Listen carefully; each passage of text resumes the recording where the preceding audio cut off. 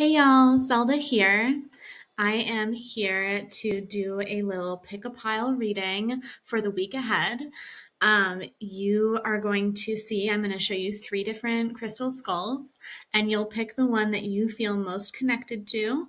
And then you'll go to the timestamps in the description, and that's where you'll find where to go to for your reading. So before we start, the 3 decks that I'm going to be using. One is of Smoke, Ash, and Embers deck. Smoke, Ash, and Embers. It is a dragon deck. So it's a tarot deck that is with dragons. I love it so much. I used it in the last Dragon Channel video. I'm really bonding with it because I love dragons so much. Then I'm going to use the Poesis Oracle as the second one and the Uncertain Oracle as the third one. And so there'll be one of each of those in the different decks. I will make sure that the decks are in the description. And you can always reach out if you have any questions about the decks that I'm using. Eventually, I'm going to do some reviews so that you know which ones are my favorites, since that's a really common question. Okay, so pile number 1 is going to be this sphalerite skull.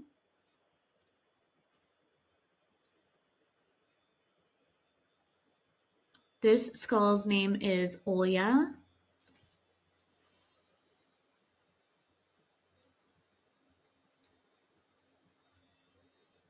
So that's going to be pile number 1. Pile number 2 is going to be JaKaRo. JaKaRo is a prehnite with epidote skull. So that's JaKaRo. That's pile number 2. And then pile number 3, this is Honeybee, who is a beautiful calcite skull. And so that's pile number 3. So whichever one you chose, please skip ahead or hang out if you're in pile number 1. Of course, you do you. You're always welcome to watch all the way through. But, I encourage you to kind of use your powers of discernment to trust your intuition and to find what messages are meant for you. Okay, pile number 1, if you're still here with me, you chose Olya, the sphalerite skull. And so your cards, I'm going to tell you about them, and then we'll do a little bit of receiving of the messages that want to come through. So the tarot card is the Queen of Cups.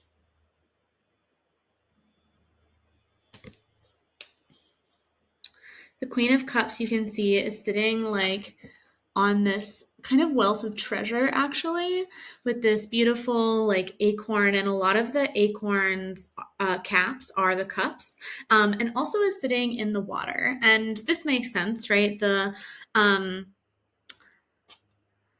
water element is the element of cups, but it's also the element, all of the court cards, how I read them in tarot, are double elementals. And so the Queen of Cups is water and water. And there's a Queen of Cups in the Alleyman Tarot. And the quote that the Alleyman Tarot deck has for the Queen of Cups is, "This card may as well be wet," because it's water and water, right? And so there is this very like luxurious type of liquidy feeling. And also it feels like this kind of internal energy over one's emotions. It can be a really emotionally heightened card in my experience, and it comes with like knowing and being comfortable with your own emotions.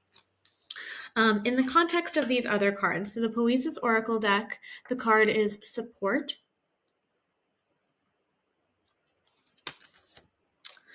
And in the Uncertain Oracle, it is earth.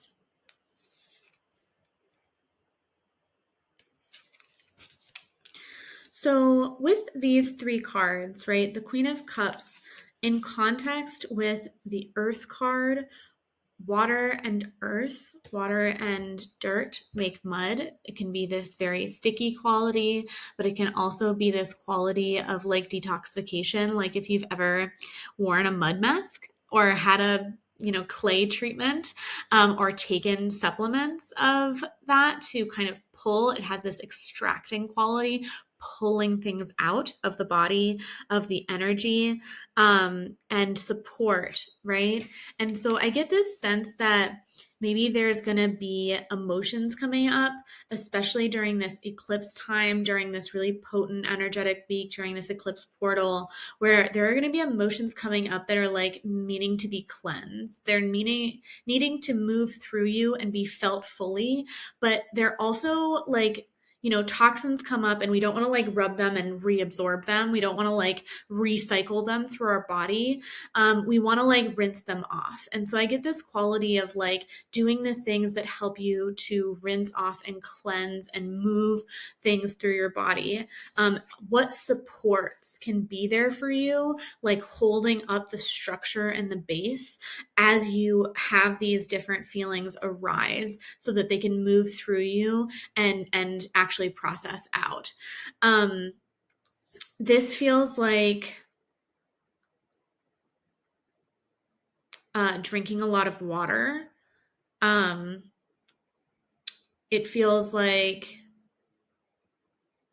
allowing yourself to really rest and maybe taking an apple cider vinegar bath or rinse, maybe taking any supplements or eating things that help you feel like you like get to cleanse and move things through your body.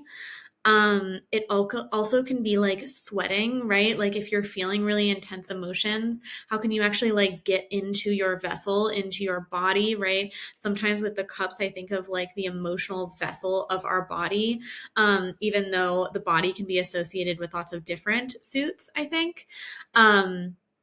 But with this, I think of like sweating, right? Allowing the toxins to move through, allowing the emotions to be felt, like dancing out your emotions, going to, if you're feeling a lot of anger, maybe going to like a kickboxing class or something like that. What else feels like it's coming through? I see a lot of the different figures in this, and I get the quality of like balancing on each other and allowing the other supports in your life to actually help and support you. I also see earth being a support right now. And so grounding in nature with, especially with the kind of like earth and support cards together, really grounding in nature, because I see like she may be only like perched a little bit on there, but there's still like this stable foundation and actually like a foundation of a lot of treasure, being able to like gaze upon the fruits of your labor. If you are processing deep emotions, the fact that you're able to feel them more fully means you're ready to move forward and start new cycles. And so this also, like with the earth and the Queen of Cups, I also think of like what boundaries or what systems and supports and structures do you need to be able to feel your feelings? Let's see if there's any messages from Olya.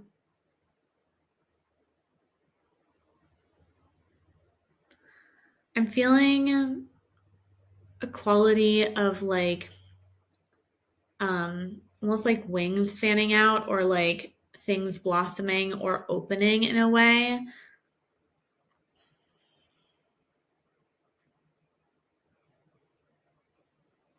The words I'm hearing are like, be patient with your process.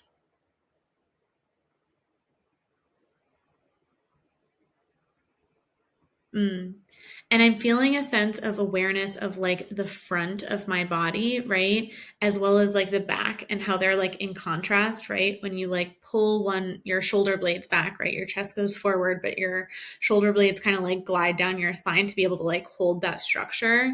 And I think of the like relationship, right? That to me feels like the heart center, the front facing relationship with other, but also the like support of the back. So how do you build that support and that structure into that physicality, but also using that as a metaphor and allowing yourself to make contact with the things that you need as a support.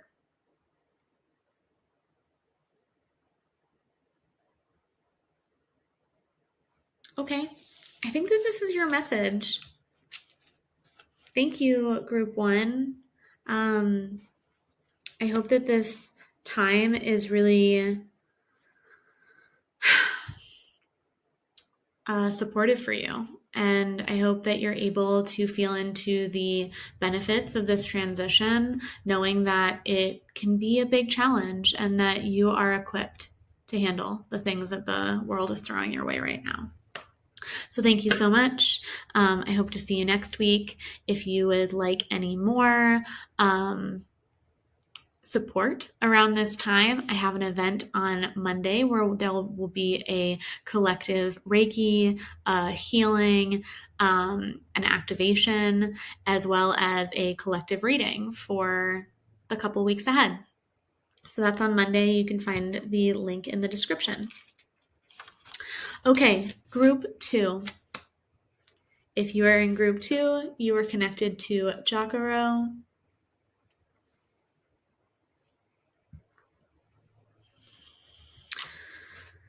Your card, your tarot card, is the Ace of Wands. You can see the fox and the dragon with this wand in the middle. Your Poesis Oracle card is Rage. And your Uncertain Oracle is Curiosity. You can see it written down there, but the image is also what's important, right?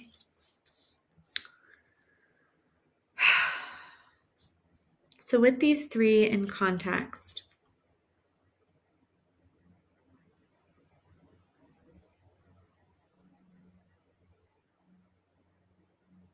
I really feel the energy of the like volcano explosion being this like singular point in time, right? That like with the Ace of Wands, I think of a spark. And in this card in particular, I'm struck by how, yes, there is a wand present in this card, but there's actually not a flame present in this card. There's like smoke coming out of the dragon's nostrils, and there's this kind of like fox looking up, you know, with that energy of like looking up for guidance or something. But it feels like the spark isn't necessarily fully in flame, right? But that it has the potential to move from this like seed into a like exploding volcano. And with this, I get the sense of like holding, like with the curiosity, I also see those little sparks, right? Those little sparks among the dark, a little orange among all of the blue, of like how these sparks can turn into something else, right? That like you don't have to take every seed that's planted for you. You can get inspired and choose to not go act on that. You can feel excited about a project, and you can decide the next day that it's not for you. There's nothing wrong with having this process, right? You can also similarly feel a spark of emotion like rage, and you can know that that spark is there, and be mindful of how it builds so that it doesn't actually turn into this giant explosion. However, I'm also struck by how some of the precious minerals that I work with, such as obsidian or, lava stone, or other kind of glass, like precious glass minerals, are formed in this intense like forge of like fiery intensity. And then it cools into this beautiful, workable mineral that has so many properties and so much wisdom for us. And so when I think of that, right, when we have an explosion, we can actually trace it back to the seed of where it started and learn something. There's a skill in DBT and dialectical behavioral therapy, or it actually comes from CBT, cognitive behavioral therapy, called behavior chaining. You can look it up. There are worksheets, but essentially it has you map out like, this is what happened, right? I had an explosion. I yelled at my partner. And then you would walk back, right? Like, what did you do right before that? Well, right before that, I was making dinner and I felt a little cranky, but like nothing serious. And then like what happened right before that? Well, right before that, I did have someone at work who yelled at me today. And what happened before that? Well, right before that, like I left in the morning and my partner said that they would have done all the dishes by the time I got home to be able to make dinner. But it turns out they hadn't done that later, right? Like they promised that then and it didn't happen, that explosion, but there are these other things that happened in between, right? And maybe I skipped lunch in there too. And so I was extra hungry, you know? The reason I say that, right, that can be a helpful tool to use, but it does feel like to me, right, this tiny spark and this explosion have some connection, right? And how can I stay curious and get curious about what the connection is, even if it's not fully apparent, right? What can I learn from my own process? What can I learn from my emotional well-being? What can I learn from any behavior that I deem erratic or irrational or illogical? I can operate on the assumption that my feelings are actually totally valid, but that my reactions or responses to my feelings are something that maybe I would like to work with and shift, which is a totally fair place to come from. Let's see if JaKaRo has any messages for us.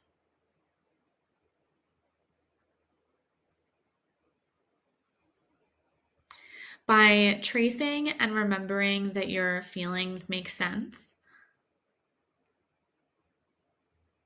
you get to better understand and be a more reliable narrator for the story of your life. And in doing that, you get to heal and reintegrate these different parts of you. I also get the sense that allowing the sparks that truly nurture you, that you feel deeply curious about, instead of the ones that you feel like you are obligated to take care of or tend to, is actually going to be a really healing practice, right? That sometimes the spark grows into this beautiful flame, or it can rage out of control and turn into a wildfire, because one of those we are willing to be present with and tend, and the other we want to just leave it, right? We don't want to actually tend or deal with it. And so following our own passion and curiosity and sense of desire and interest is actually a very valuable, where we want to put our attention is actually a very valuable process. And prehnite is this beautiful stone that's like a heal the healer type of stone. So it does make me think of like dropping some of those stories about what you should be doing, what your creativity should like, what should feel good, or what your relationships should be like. Even. Okay, group 2, I think that is complete for you. Thank you so much. I hope that these messages support you and that this full moon eclipse time is transformational in all the right ways, and that the soothing balm of the universe helps to ease any challenge or struggles that this transformation will bring. If you'd like any more support, I am doing an event. It's tomorrow evening at 6 p.m. Mountain Time. You'll find the link in the description. It is called Embracing Surrender, and it is going to encourage by doing some Reiki, some activation, and some collective reading, us to kind of lean into the wisdom of this eclipse season, as well as the information for the coming 2 weeks. So if you're interested in that, feel free to reach out with any questions. Otherwise, I hope that you have a beautiful, beautiful week ahead. If you are here now and you're not just continuing to watch the whole video, which is totally fine if that's the case, but if you are here now and you're just tuning in, you chose pile number 3, which is Honeybee. Beautiful honey calcite. Such a cute face. A face that really makes me smile, which is perfect because that's just in Honeybee's kind of wheelhouse, so to speak. So your cards are the Page of Swords,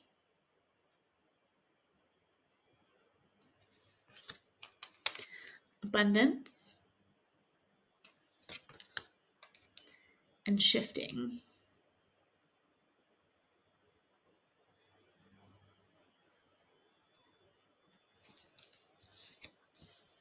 So,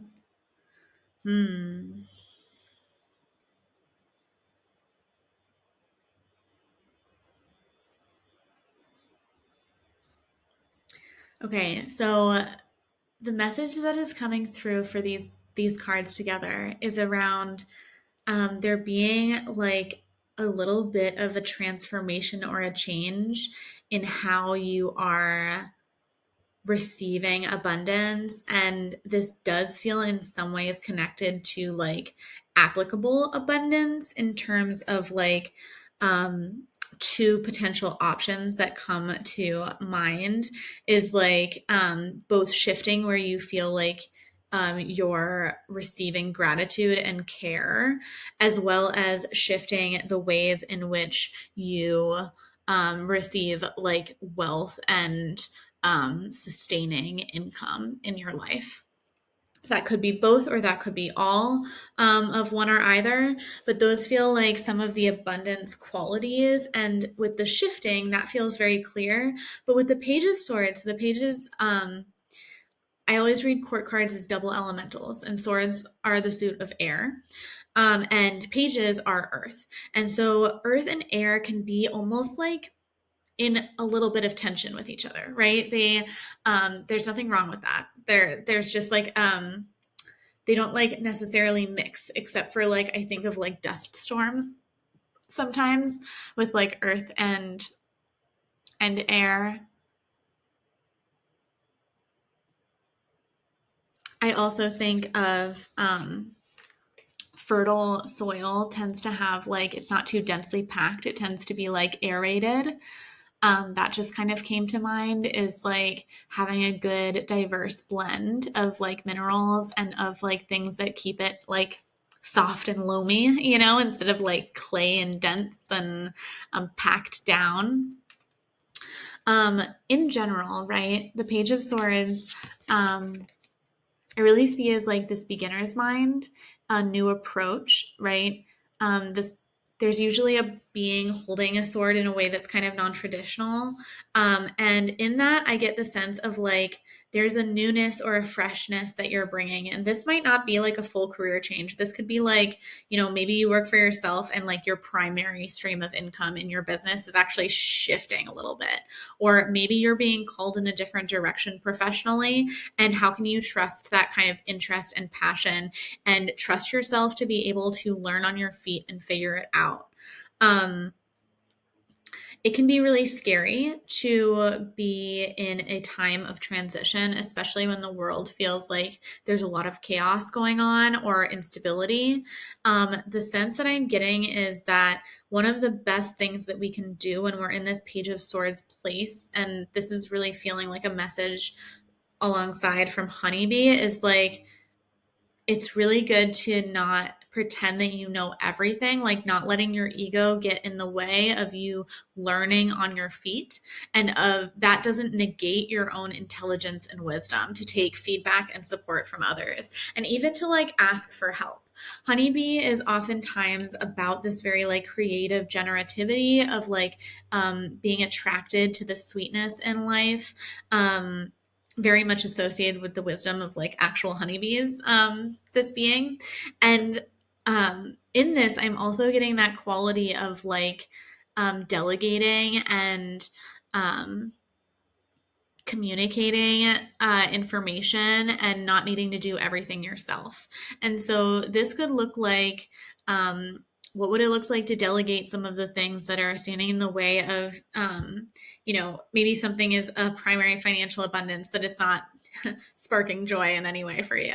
How can you delegate some of that so that you can actually spend more time with the things that you want to nurture and grow? Because the sense I get from these cards is that the things that you put your attention and energy towards right now are going to be places where you can grow. But that is going to require some change. And it's difficult to shift when we are afraid, when we're in fear.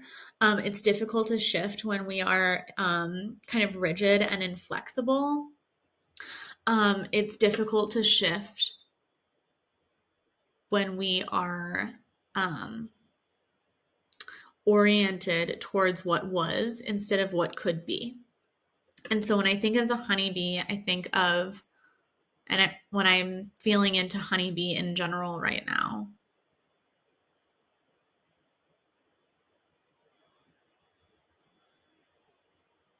getting that sense of the waggle dance of the bee, right? Where they communicate where the flowers are and where the sweetness is, and like figuring out like how do you orient towards what feels sweet and what feels good for you, and then trust yourself to be able to move towards that with like a quality of newness and freshness, and release the fear that you're not going to get there. Like if you're holding so far onto the past because you're afraid, like, what if I can't get there, right? Then you're kind of stuck in this awkward place, right? One of the gifts of the Page of Swords is they kind of like charge forward, like they're not holding the sword right, but they're charging into something. This dragon, like, I don't know, in some ways in this, like the dragon's holding it in his mouth, but like that doesn't change that he's got his sword whenever he needs it, if he's going to pick it up in his paws or whatever, right?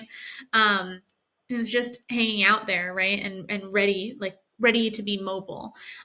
In other Page of Swords, and I still feel that energy, right, of like moving on and like letting go of the idea of that like journey of whatever ideas and limiting beliefs are keeping you back there. Because if you are holding on to those, you're not going to be able to make it fully, right? Like it's kind of that idea of envisioning yourself doing something and that being something that helps it be more successful, more likely that you're going to actually accomplish it.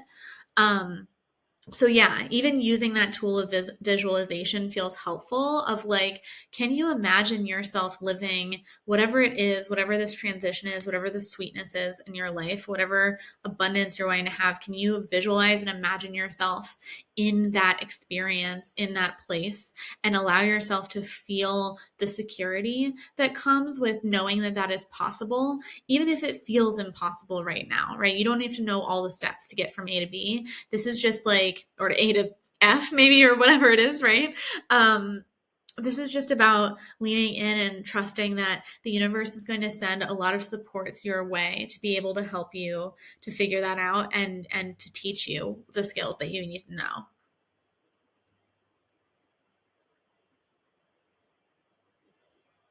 I think that's it. Maybe watching for any bees around. Yeah, if that feels helpful. They could be signs for you, potentially. So group 3, thank you so much. And if you ended up watching the whole video, thank you so much for being here. I hope that this eclipse time is supportive and that it allows you to move through transition with relative ease and support. I hope that shedding your skin comes smoothly and that fresh exploration gets to be something that is sweet. If not, I hope you're taking really good care of yourself. This too shall pass. If you would like any support around this, besides the option is always there to book an individual mediumship or tarot reading with me or Reiki session, I also am doing an event. It is on tomorrow. It's for the full moon eclipse. It is a Reiki healing, activation, and collective card reading for the couple weeks ahead. And then next Friday is going to be the next Dragon Live. So I'll talk about that in the Dragon channel this week. Again, thank you so much. All the information is in the bio. Feel free to reach out if you have any questions. I hope you have a lovely week. Bye.